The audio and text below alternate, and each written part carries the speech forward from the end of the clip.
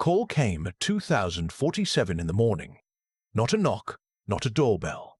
The kind of pounding that means something is already over before you understand what's happening. I was 63 years old.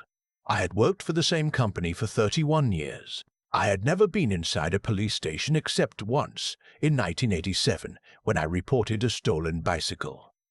I mention that because I want you to understand what kind of man was lying in that bed when the pounding started. My wife was already awake. That was the first thing I didn't register until much later. She was sitting up. Not startled. Sitting up, like she had been waiting. I got to the door in my undershirt and sleep pants. 2 officers. One had his hand already resting on his belt. The other one held a piece of paper out toward me and said my name, the way people say names when they already know the answer. Bernard Kowalski. I said yes. Step outside, sir. I asked what this was about. The one with the papers said they had a warrant. The other one, younger, maybe 26, 27, moved slightly to the left of me in a way that was not accidental. I stepped outside onto the concrete in my bare feet. It was November. The air was cold enough that I could see my breath. My neighbor across the street had his porch light on. I don't know if he turned it on when he heard the noise or if it had been on all night, but I remember seeing it. That yellow light. And I remember thinking, absurdly, that I hoped he wasn't watching. They cuffed my hands behind my back. My wife came to the doorway. She was wearing her robe, the dark green one I had given her for our anniversary 4 years ago. She had her phone in her hand, and she was filming. Not crying, not asking questions, not saying my name. Filming. I looked at her, and I could not make my face do anything. I just looked, and she looked back at me over the phone screen, and then she looked back down at the screen. The younger officer guided me by the arm toward the patrol car. I asked again what the charges were. He said the detective at the station would explain everything. The door closed. I want to tell you what it feels like to ride in the back of a police car with your hands behind you, in your sleep clothes, at 3 in the morning, when you have no idea what you have done. There is a particular kind of silence that comes with that. Not peaceful silence that comes with that. The silence of a phone that has stopped ringing and you don't know if someone answered or if they hung up. I had been married for 26 years. The station was 40 minutes away. No one spoke to me during the drive. I watched the highway lights pass overhead through the window, and I thought about my son. He lived in Portland now. He would be asleep. I thought about whether someone would call him. I thought about what he would think when he found out. I had a daughter too. She was 24, lived about 15 minutes from us. Close enough that she came for Sunday dinners most weeks. Close enough that the thought of her finding out this way made my chest feel like something inside it had collapsed. They put me in a room with a table and 2 chairs and a paper cup of water. My hands were still cuffed, in front now at least, which they had switched in the parking lot. I wrapped my fingers around the paper cup and I drank. There was a mirror on the wall. I looked at myself in it for a long time. I was 63 years old and I was sitting in a police interrogation room and I had no idea why.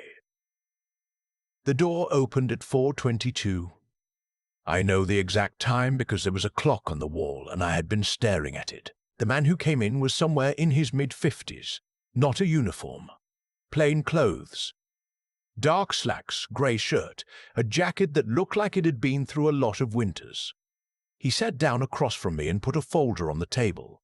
He introduced himself as Detective Aldrich. He did not open the folder right away. He looked at me for a moment. Not the way the officers outside had looked at me, not assessing a threat. More like he was reading something.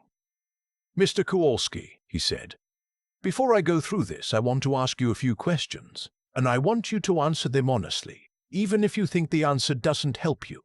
Especially then." I told him I had nothing to hide. He asked how long I had worked at Hartwell Industries. 31 years, I said. He asked what my position was. Senior Procurement Director, I said. I oversaw vendor contracts, bulk purchasing agreements, all external supply relationships for the manufacturing division. He wrote something down. He asked if I was familiar with a company called Crestfield Logistics. I said yes. They were one of our secondary freight vendors. We had used them for about 4 years. Nothing major. Overflow capacity, some regional routes. He asked if I had personally approved the contract renewal with Crestfield last March. I said yes, standard renewal. The terms were the same as the prior year. I remembered it because it was a small contract and I'd almost handed it off to someone else, but it came through at a busy time and I just processed it myself. He wrote something else down. Then he opened the folder. He looked at the first page, then the second. He turned to the third page and he stopped. He was still for a moment. Not long, maybe 5 seconds, but it was the kind of stillness that changes the temperature of a room. He stood up. He looked at me again. And whatever he had been reading when he looked at me the first time, this was different. Something had shifted in his face. Not softness exactly. More like the expression of a man who has just found something he was not expecting and is now recalibrating everything. He walked to the door, opened it, and spoke to someone in the hallway. I couldn't make out the words. Then he came back in and sat down. "Mr. Kowalski," he said, "I owe you an apology for how this morning started." I stared at him. "The complaint filed against you was submitted by your wife 2 days ago. It alleges that you have been diverting company funds through fraudulent vendor contracts, specifically through Crestfield Logistics, over a period of approximately 18 months. The reported amount is just over $400,000. The number hit me like a physical thing. I did not divert anything, I said. And even as I said it, I understood, in the way you understand something before you fully understand it, that this was not actually about me at all. Detective Aldrich looked at the folder again. "The account listed as the destination for these alleged transfers," he said slowly, "is registered to a Bernard A. Kowalski. Your middle initial is what?" "James," I said. "Bernard James Kowalski." He nodded once. "The account belongs to a Bernard Allen Kowalski. Different social security number. Address in Tempe, Arizona." He paused. "We ran it when we processed the warrant. It came back flagged. The Bernard Kowalski in Tempe has an existing federal fraud case. He is currently under investigation by the FBI's Financial Crimes Unit." He looked at me directly. "You are not him, and whoever filed this complaint either did not know that or did not care." I don't remember exactly what I said next. I think I didn't say anything. I think I just sat there and felt the room rearrange itself around me. He told me they would be uncuffing me. He said I was not under arrest. He said he needed to ask me some more questions, different questions now, and that I was free to have an attorney present if I wanted one. I told him I would answer whatever he needed.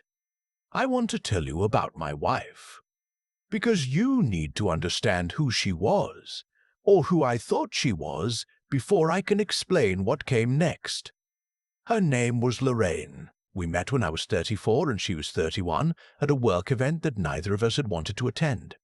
She was an accountant then, working for a small firm downtown. Sharp, funny, the kind of person who could hold an entire room without raising her voice. I fell in love with her over the course of about 45 minutes, and I never fully recovered. We built something together. A house in suburban Ohio that we spent 15 years making into a home. 2 kids. A dog named after a baseball player. Sunday mornings with coffee and the newspaper spread across the kitchen table. I trusted her with everything. That is not an exaggeration. I trusted her with my financial passwords, my medical decisions, my fears at 2 in the morning when I couldn't sleep. I trusted her the way you trust a load-bearing wall. Not because you've thought carefully about it, but because you have never once had a reason not to. What Detective Aldrich told me over the next 2 hours dismantled all of it. Lorraine had left her accounting firm 6 years ago to consult independently. I had supported that decision completely. It was what she wanted. It gave her flexibility, and she seemed happier. What I did not know was that approximately 3 years ago, she had quietly begun working with a man named Alan Kowalski, not as a client, but as a partner. Alan Kowalski was not a difficult man to find, as it turned out, once you started looking. He had a history of financial schemes, nothing that had stuck until now. He moved around, changed his approach, found people on the inside of large companies who had access to procurement systems and the authority to approve contracts. He had found Lorraine. I don't know exactly when it started. I don't know what he promised her or what he told her about me. I don't know if she went to him or he came to her. Those answers would come later, some of them anyway. And even now, I'm not sure I have all of them. What I know is that she had given him information about Crestfield, about our contract structure, about the renewal process. What I know is that funds had been moving through a shadow account she had helped set up, through Crestfield's billing system, in amounts small enough to avoid automatic flags, over 18 months. And when the internal audit at Hartwell triggered a review in October, she had filed a complaint against me before anyone could look at her. She had used my name, my position, my 31 years at that company, and she had aimed it all at me like a weapon. She had done it 2 days before the warrant. She had done it knowing I would be taken out of the house in the middle of the night, and she had stood in the doorway and filmed it. Detective Aldrich asked me if I had any documents at home, personal financial records, anything related to Crestfield, emails. I told him I had records of every contract approval I had signed, going back years, stored on a personal hard drive in my home office. I always kept copies. It was a habit I'd developed early in my career and never abandoned. He asked if I could give them consent to retrieve it. I said yes. I gave them the exact location.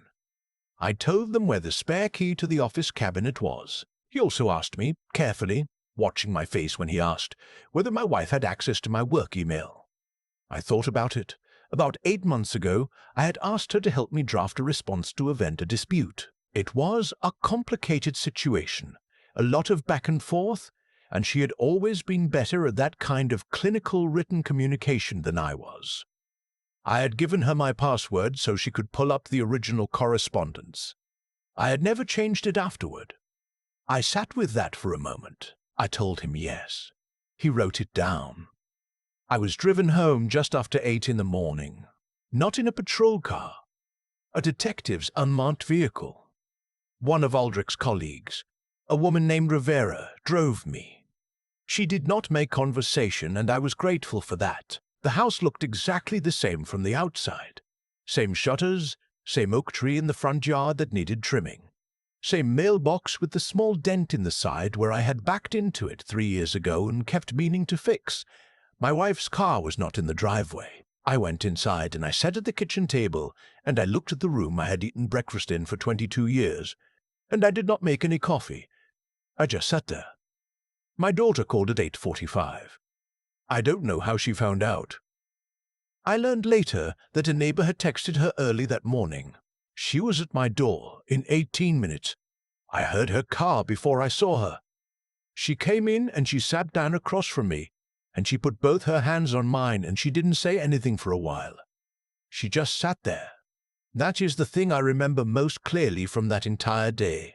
Not the interrogation room, not the handcuffs.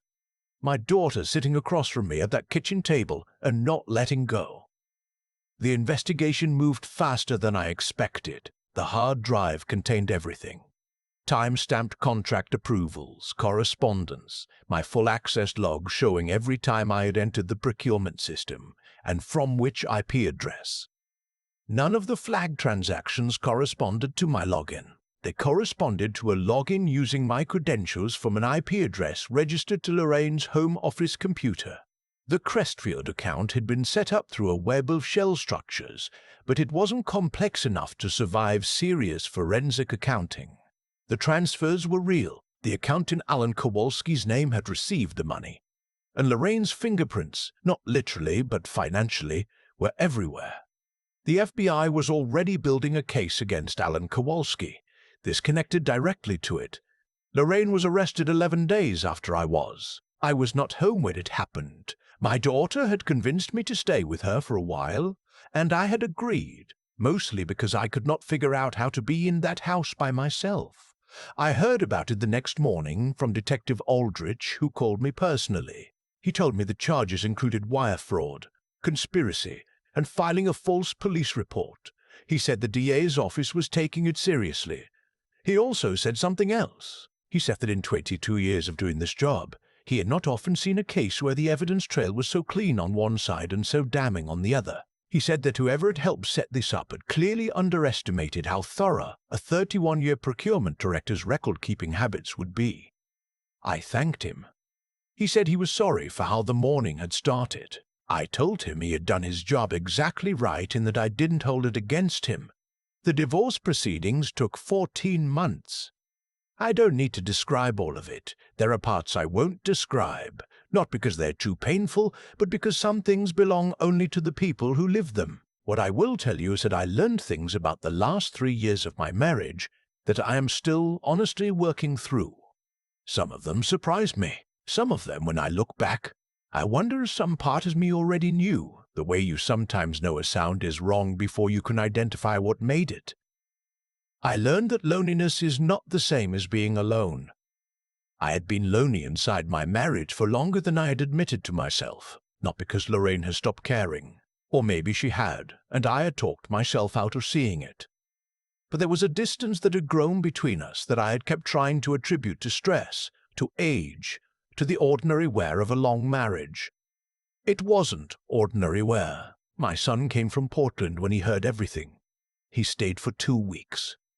He helped me sort through what needed to be sorted through, and he came with me to my first meeting with the employment attorney who was handling my situation with Hartwell. The company had placed me on administrative leave when the complaint was filed.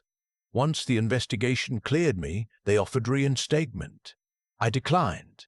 31 years is a long time to give to a place, and I had given it honestly, but I was 63 years old and I was standing at a door I had not expected to reach.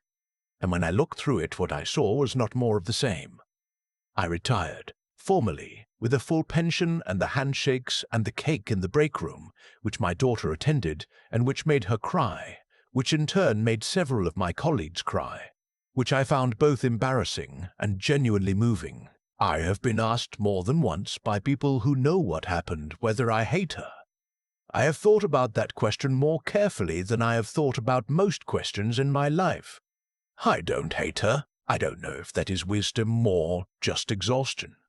And I am not always sure it matters which. What I feel most often is a kind of sadness that has no clean edges. Sadness for the years that were real. And some of them were real. I am certain of that. Sadness for the version of us that existed before whatever happened. Sadness for my children, who lost the family they thought they had and are still, each in their own way, figuring out what to do with that loss. I feel anger sometimes. I won't pretend I don't. There are moments, usually at night, when I think about standing in the cold in my sleep clothes with my hands behind my back, and I feel something hot and dark that I do not dignify by calling it anything other than what it is. But I have learned, and this is the thing I most want to say to anyone who has been through something like this, that you cannot rebuild anything while you are still burning. I live differently now. I moved to a smaller house in a quieter town. I have a dog, a ridiculous affectionate golden retriever named after no one in particular, who gets me up at 6 every morning and considers this a great personal favor to both of us. I have dinner with my daughter on Sundays. My son calls twice a week, sometimes 3 times. I started volunteering at a legal aid clinic, doing financial reviews for small non-profits that can't afford professional accounting. It is not glamorous work. It is exactly the kind of work that I find, at 64, more meaningful than anything I spent 31 years doing for a corporation. Last spring, I was having coffee on my back porch when my phone showed a news notification. Alan Kowalski had been convicted on 7 counts of wire fraud. The sentencing was 12 to 15 years. Lorraine had accepted a plea agreement the previous fall, reduced charges in exchange for testimony against Alan. She received 36 months of probation, mandatory restitution, and a permanent bar from any financial services work. I read the notification once. I put my phone face down on the table. I watched my dog investigate something in the corner of the yard with the focused intensity he brings to everything. I finished my coffee. There is a version of this story where I tell you I felt nothing reading that. There is another version where I tell you I felt satisfied. Neither would be exactly true. What I felt was something quieter than both of those things. Not closure. I don't think that word means what people want it to mean. More like the moment when a sound you have gotten used to finally stops, and you realize how long it had been there. I have been asked what advice I would give to someone in my position. To anyone sitting in that kind of silence, at that kind of table, trying to understand how they got there. I don't have a clean answer. I'm not sure clean answers are honest. But I will tell you what I know. I know that 31 years of keeping careful records saved me. I know that telling the truth, even when it was painful, gave the investigation something to work with. I know that the people who showed up, my daughter at my kitchen table, my son on the first flight out of Portland, the detective who made a phone call the next morning that he did not have to make, those people were already there. I had just not needed them in that way before. And I know that the most dangerous betrayal is not the dramatic one. It is not the 2:47 a.m. knock, and the handcuffs and the cold concrete. Those are just the moment you find out. The dangerous betrayal is the slow one, the one that happens in the ordinary rooms of an ordinary life, quietly over years, in the space between what someone says and what is actually true. That is the one you don't see coming. That is the one you survive anyway. I have thought a lot about what actually saved me that morning. And it wasn't luck.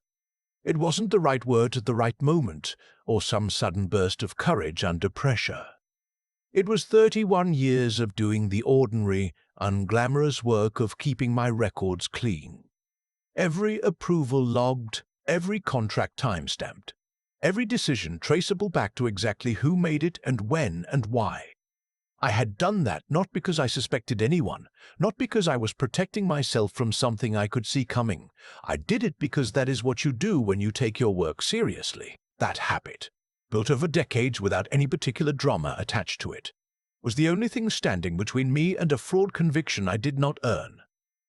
There is something in that worth sitting with. The choices that protect you are almost never the ones you make in a crisis. They are the ones you made on an ordinary Tuesday, years before the crisis arrived, when no one was watching and nothing was at stake, and you did the right thing anyway simply because it was the right thing.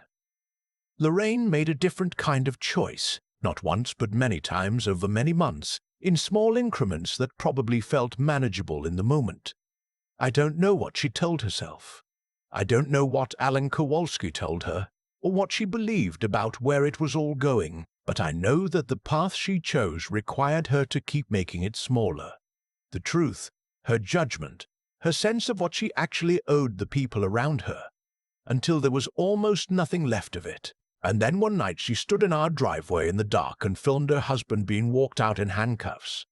And I think some part of her must have known, even then, that you cannot hollow something out that completely and still call it a life. That is not judgment. That is just what I have observed about how things actually work over 63 years of paying attention.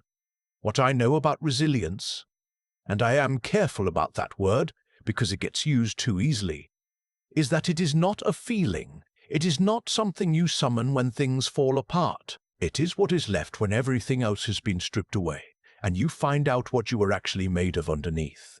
The morning my daughter sat across from me at that kitchen table and held my hands, I was not resilient. I was barely holding together, but I was still there. I was still telling the truth. I was still, in spite of everything, the same man who had shown up honestly to his life for 6 decades. That continuity, that refusal to become someone smaller than who I had been, that is what I mean when I use the word. I retired. I moved. I got a dog. These are not dramatic acts of recovery. They're just what came next, one day at a time, when I decided that what had been done to me did not get to define what came after. I think about Bernard Allen Kowalski in Tempe, Arizona, the man whose name was used to build this entire thing. And I think about how we were both, in different ways, collateral damage in someone else's scheme. And I think about Detective Aldrich, who took 5 extra seconds to read carefully before acting, and how those 5 seconds mattered more than almost anything else in this story. Pay attention. Keep your records. Tell the truth, even when it costs you something. Show up for the people who need you, the way my daughter showed up for me. That is all I know. It turns out it was enough.